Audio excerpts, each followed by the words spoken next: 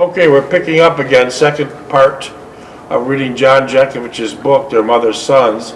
It's June 28th, 2024, and we're just started chapter 5, it's Getting to Know You. And this is when John Jeckovich is on a weekend leave from basic training.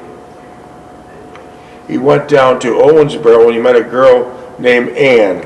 Anne Mahaney. Ann Mahaney. Yeah, Anne Mahaney, yeah. All right. Anne Mahaney, yeah. The bathroom was small but adequate. It had a usual commode with an oak seat on it, a large tub with an overhead shower, and a sink was enclosed.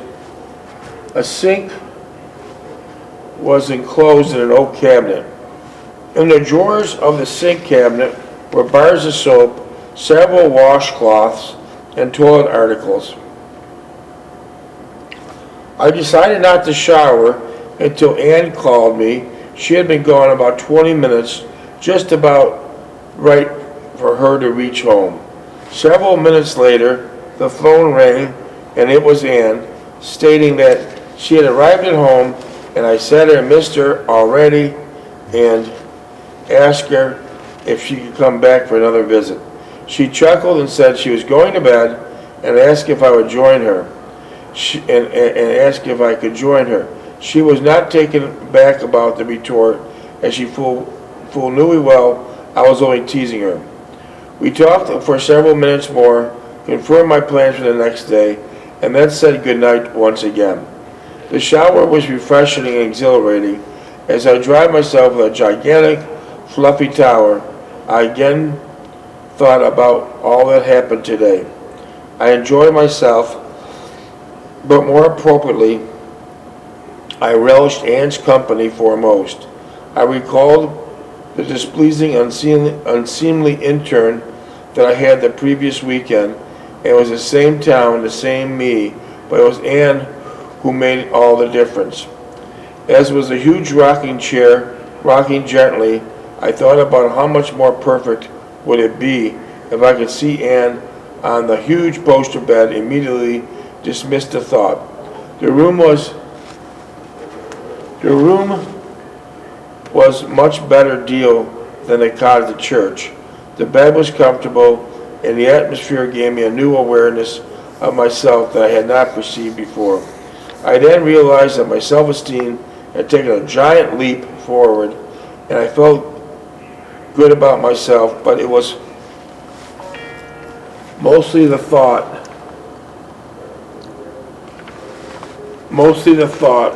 of the person like Ann who would think enough of me to be with me, and that gave me my self-esteem a boost.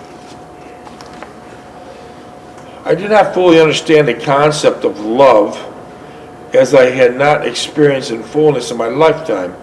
I believe I had a slight taste of it with Jessie, but nothing of the magnitude I had attained with Ann. It then dawned on me, for the first time I have achieved my personal level of self-attainment, having discarded once again for all the past, with all its heartlessness and cruelty. I was free to do whatever I deemed necessary for my well-being and happiness, as I owed it all to Ann with her gracious and tenderness. I didn't want to think of the future without Ann, and I did not want to contemplate a future with her. As the situation was now, I had no future, only present, and it behooved me to grasp at much of this beautiful presence as I could absorb. I was fortunate to meet a person like Ann, and it was to our mutual benefit to it not to be concerned with the distant future, but to content with the present and gratifying rewards. With these deep and profound thoughts and a blissful visualization, Ann next to me, I fell soundly and contentedly to sleep. The next morning I woke at about 900 hours, showered and shaved, and went down to breakfast. The dining room was furnished as the rest of the farmhouse. The dining room was furnished as much as like the rest of the farmhouse, and a stately 18th century implements scattered about the floor and walls. It was complemented with high floor-to-ceiling windows and a mammoth fireplace on each wall. There were dozens or so oak tables and chairs throughout the room. Each could sit 6 to 8 people comfortably. I was directed to a small table by an attractive middle-aged hostess, dressed in a colonial style complete with a pioneer-type bonnet on her head. The breakfast was delicious, consisting of sausage, eggs, toast, jam, stir-fries, and a side dish of hotcakes. There were also farm-baked rolls and coffee. I wish Ann could be here and experience this with me. I would have enjoyed it all the more. After breakfast, I walked over to the small display room aside the dining room. There were all kinds of 18th century farm tools and household gadgets used by the farm people at the time. I thanked the proprietor for the eventful day. As I paid for my lodging fee, we went back to the room to collect my belongings and walked outside to wait for Ann's arrival. A little after 1200 hours, Ann drove into the parking lot. As I walked towards her, I could see that she looked radiant and enticing. As I entered the car, and before I realized what was going on, I reached over and kissed her on the cheek. I quickly apologized for taking such a liberty, and she returned the gesture by kissing me in return.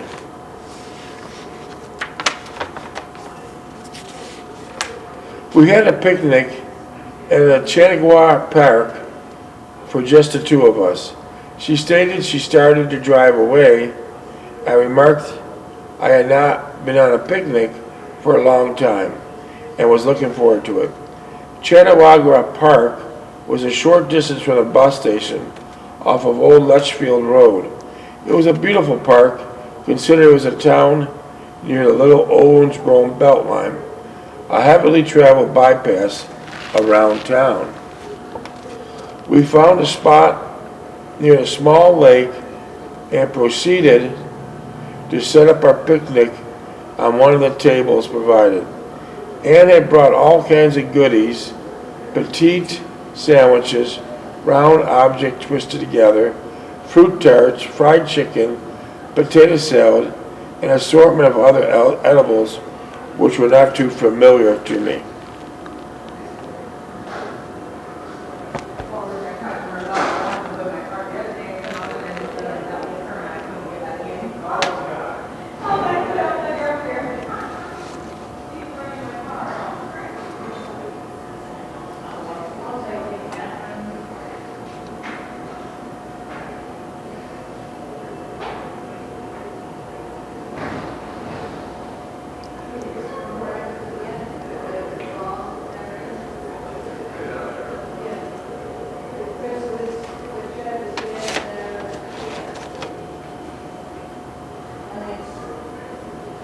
I was jokingly asked her if she was staying a week or just for the day. She smiled as she spread the neat tablecloth over the picnic table and began to set out all that was in the picnic basket. I watched her intently as she went up about the designated task, admiring her every move. As I sat there and watched her as she moved graciously and unabashed at my staring at her, she was a beautiful person with glowing, shoulder-length blonde hair and a flattering figure. She prepared the table, and I would occasionally get a glimpse of her sensuous calf or knee.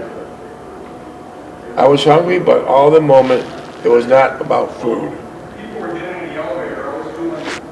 What happened? Oh, we're all set. Who was on it? The nurse there, Jenny. Or what was said? She's making sure you're on the first to call. But she couldn't verify it right away? No, Why? I don't know. So it's taken care of?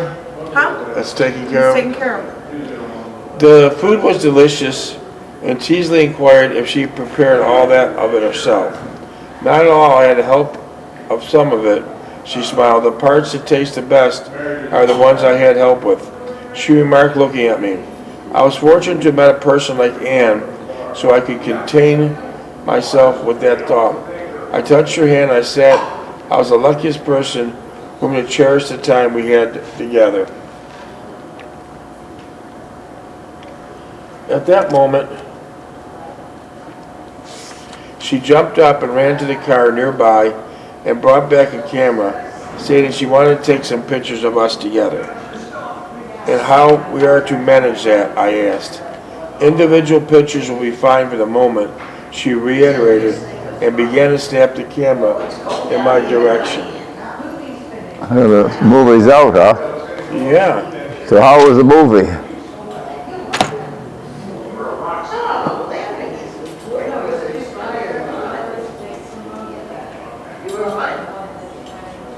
That's okay. You're lucky I didn't hit you. I said, you're lucky I didn't hit you. No, we can live now. Hi, Harriet. Hey there. How was the movie? Did you like the movie? So stupid, but it was good. I thought that- You seem chipper today. Yeah, You're in good shape. always. All right. Oh, you are very chipper. Well, you take care now. Thank you. Take care. Drive safely. All right, good night, Harriet. Good It night. wasn't that rain today? Yeah, good night. We're still here. Good. Right, Harriet. right. Good night.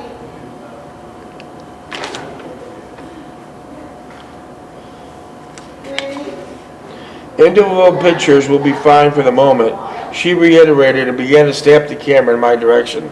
As she'd taken several pictures, I asked her to pose, and she naively answered, "How do you want me to pose?"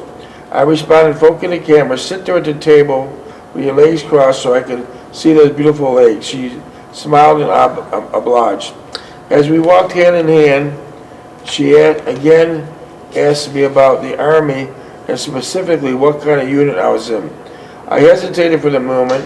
I think if I'm in ground combat, I'm in a ground combat unit, heavy weapon platoon, in the infantry company. I blurted out, trying to be unpretentious as possible. "Will you be going overseas at any time in the near future?" she asked, hesitantly. I said it was very possible that we'll be going before the year's up, and I detected a slight quiver in her hand as I held it, but she said nothing. Ann asked the couple that was passing if they would take our picture together, and they obliged, took the several pictures of us. We thanked them, and I was pleased that Ann had asked them. "You're quite resourceful, and that's one of my many qualities that I admire in you," I said as I held her closely.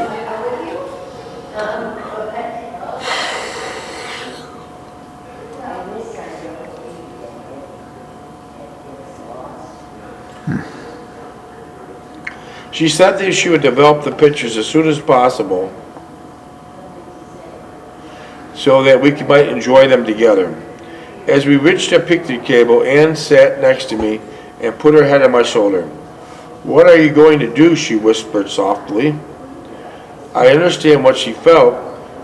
We were attracted to one another. She sensed that I sensed it, in a way disturbed me by the same instance it elated me. "Don't think of the future too much, but try to enjoy the time we have together," I implored her. It would be so terribly difficult and abruptly to end a relationship, she explained. "I don't want it to end ever," she sighed.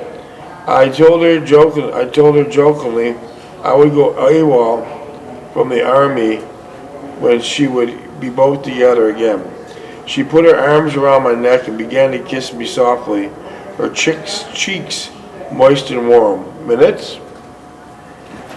It was deeply touched. 15. Oh God. I was deeply touched by her tenderness and display of emotion, and at the same time slightly timorous of my own feelings. No one ever shown me that much sincere affection in my life. I held her tenderly and said that everything would work out for the best. It pained me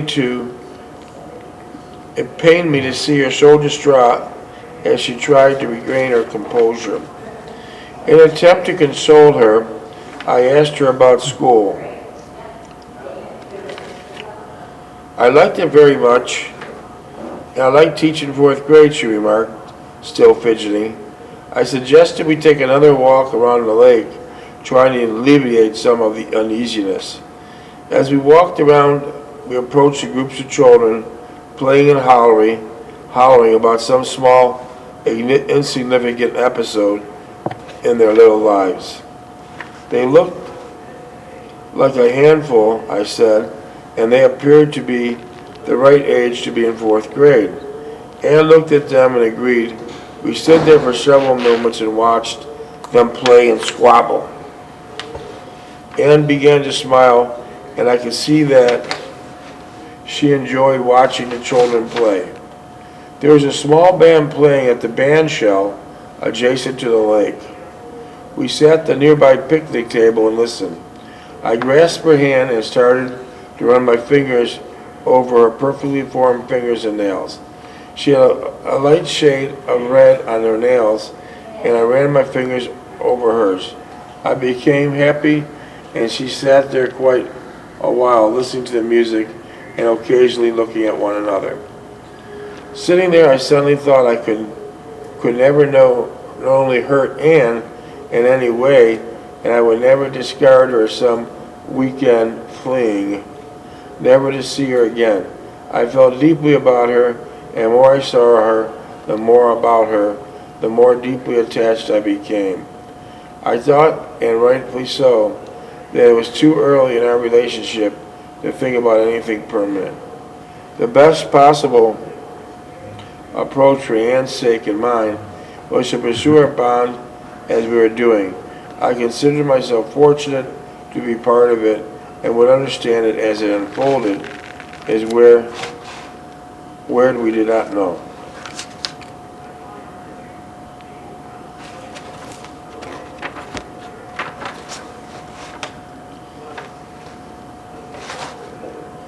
The music stopped, and we started back to our picnic table.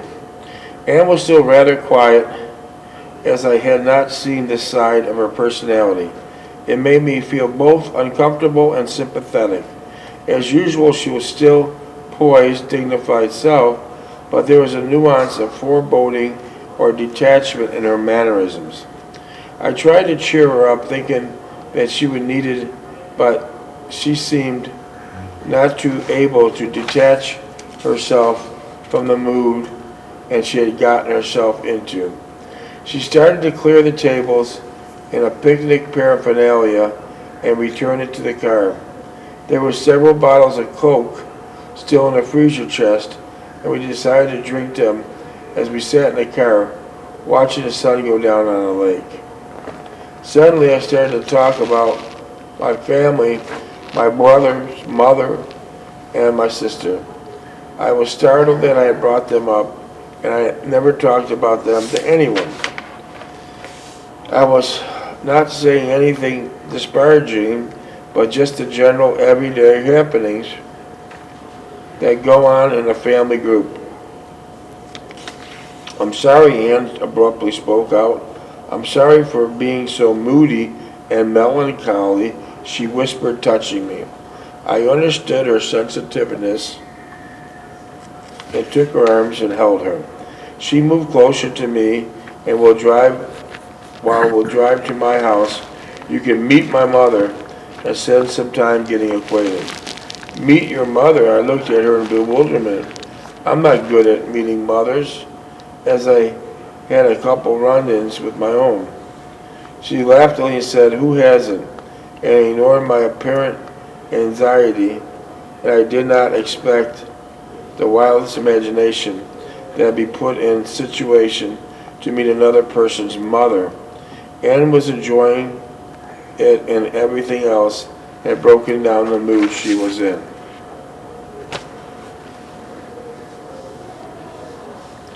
As we drove to her house,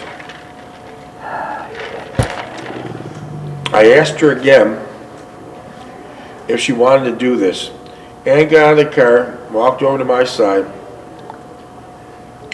took my hand, and we walked with me up the front steps. We both entered the house. Ann's mother was sitting in the living room reading, and she looked up at our approach. I could see that she was a striking resemblance between Ann and her.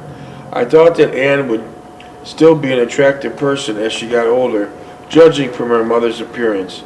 She had the same dignified pose as Ann, and whenever she spoke, there was much in her voice that was mindful of Ann. Mother, I want you to meet a very good friend, John. Ann proudly stated, he's the person I talked to you about. I was embarrassed with Ann's introduction of me. It sounded so formal and so stuffy. We shook hands, and I said that I've been looking forward to meeting Ann's mother, which was an untruth. As we made small talk, I could see that she was a warm, loving person.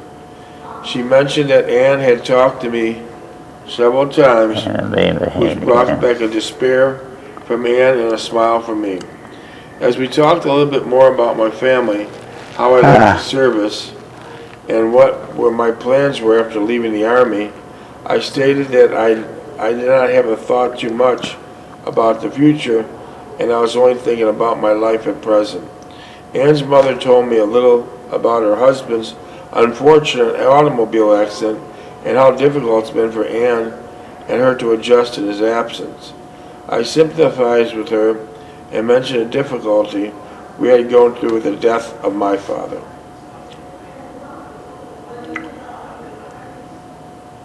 All the while we talked, Ann sat and listened. She never prompted or directed the conversation into anything particular. I felt she wanted my mother to be better acquainted, to know each other often and more intimately. And as we talked, I got a feeling that Ann's mother approved of me. In short period that we had talked, I felt comfortable being in her presence and was pleased in that it was going so well. Can I take the minutes? She would occasionally glance at me. 7. She would occasionally glance at me and would smile approvingly. Ann's mother, Ann, and I talked for a while, after which Ann's mother said that she was going to retire.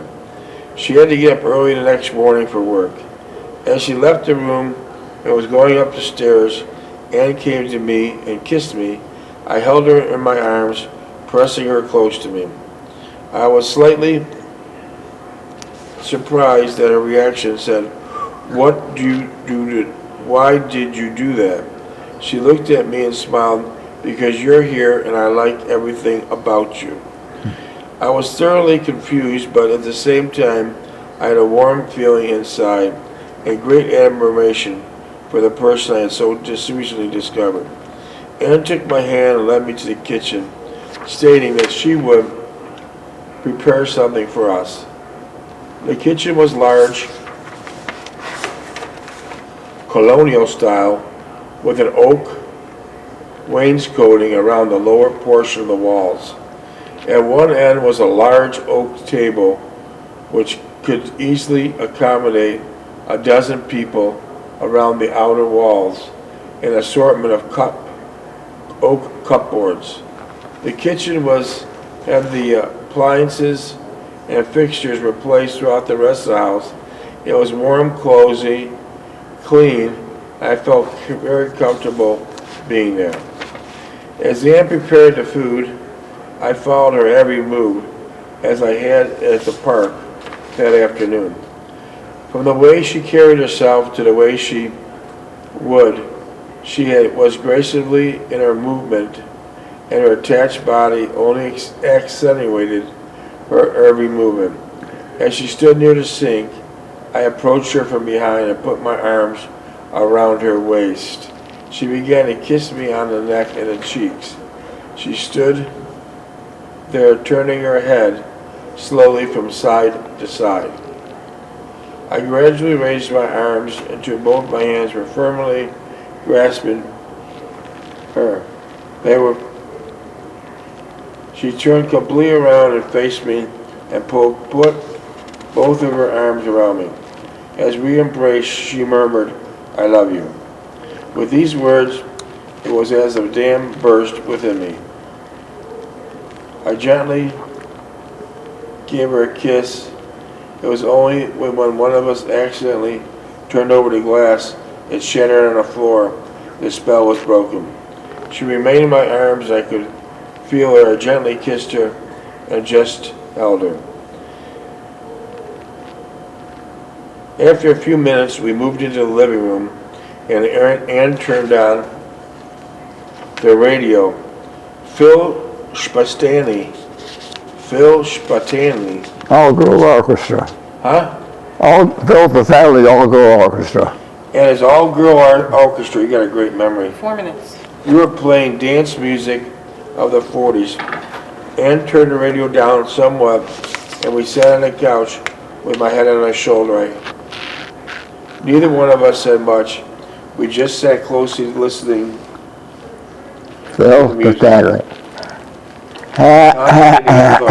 So you knew about that all-girl orchestra, huh? Huh?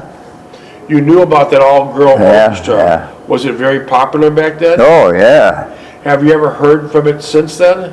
No. No? That was a short stay with them and they faded out. Phil Spatani and his all-girl orchestra. Finally, Ann spoke softly. "You must think I'm terrible." I looked at her and said, "I think you're terrific, and I love you very much." There I had said it, and was been thinking and feeling a long time, and it was not to say what I felt. "I've known you for a while," she said, "and you kissed me on the cheek." We held each other, listening to the orchestra on the radio, playing "You're the Only One."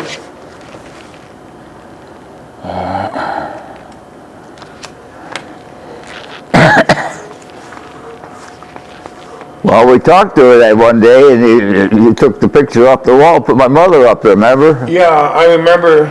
Yeah, you remember that, Dave, huh? Let's see. Let me Huh? think. Let me think. Last year. No, it was about 4 or 5 years ago. I found Ann Mahaney's phone number.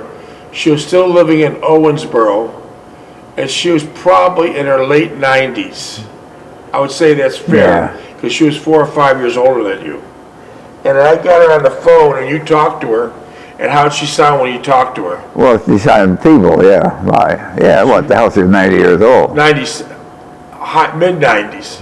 Yeah. She sounded feeble, so how many years did you have her picture on your wall? Oh, probably 4 or 5 years.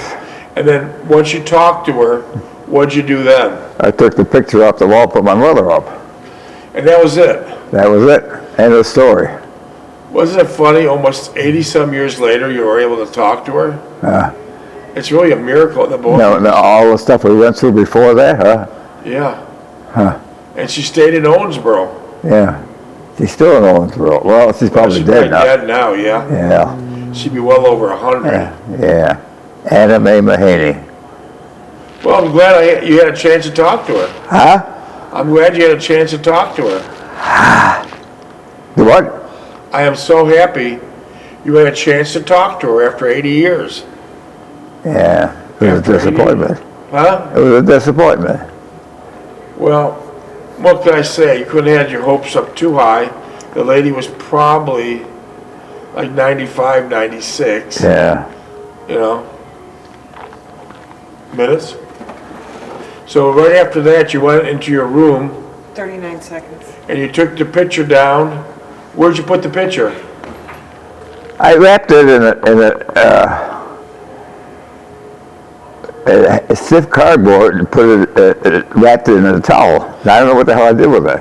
And then you put your mother's picture up Yeah. in its place. So there we go. It went full circle. As the book says, they're mother sons. Yeah, see? Pen, please, I'll mark it. All right. Follow through, follow It through. went full circle. Is it done? Yeah. Just about. 7 seconds. So it went full circle. They're mother sons. You put your mother's